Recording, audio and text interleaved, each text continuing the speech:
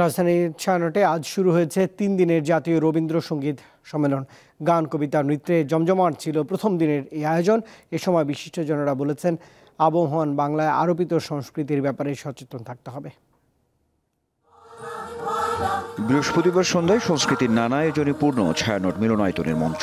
উপলক্ষ 43তম জাতীয় রবীন্দ্রসঙ্গীত সম্মেলন। অনুষ্ঠানের শুরু বোধন সঙ্গীতের মধ্য দিয়ে, যার বাণী এই কথাটা ধরে রাখিস, মুক্তি তোরে পেতেই হবে।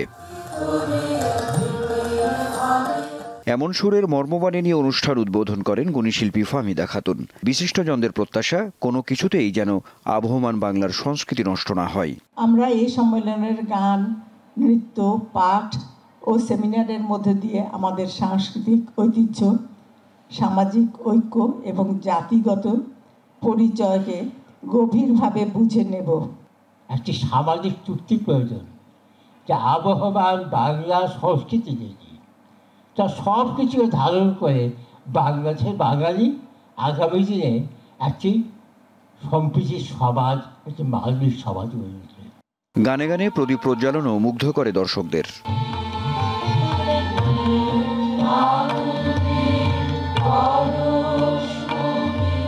বিশিষ্ট আবৃত্তি শিল্পী ভাস্বর বন্দ্যোপাধ্যায় ও ত্রপা মজুমদারের পরিবেশনায় ছিল গীতি আলেখ্য ফিরে চল মাটির টানে।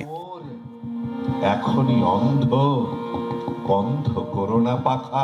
3 দিনের জাতীয় রবীন্দ্রসঙ্গীত সম্মেলন শেষ হবে শনিবার। বিপর্যস্ত। আনোয়ার হোসেন, দীপ্ত সংবাদ, ঢাকা।